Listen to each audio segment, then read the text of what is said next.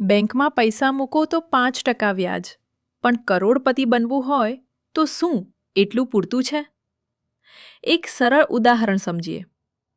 તમે દર મહિને 5,000 મૂકો અને સરેરાશ 12% વળતર મળે તો 20 વર્ષમાં તમે મૂકાશો 12 લાખ રૂપિયા અને મળી શકે 50 લાખ રૂપિયાથી પણ વધારે. આ છે ચક્રવૃદ્ધિનો જાદુ. પણ મોટા ભાગના લોકો શું કરે છે? ફિક્સ ડિપોઝિટમાં પૈસા બંધ કરી દે કે બેંકમાં જ પૈડા રાખે અને પછી કહે પૈસા વધતા નથી, મ્યુચ્યુઅલ ફંડમાં જોખમ છે. પણ લાંબા ગાળામાં વૃદ્ધિ પણ જોરદાર છે. જો તમે પણ પૈસાને કામ પર મૂકવા માંગો છો તો આજથી એસઆઈપી શરૂ કરો. ફાઇનાન્શિયલ મિત્ર ગુજરાતી ને અનુસરો, કારણ કે પૈસા કમાવવું નહીં, પૈસા વધારવા પણ એક કળા છે.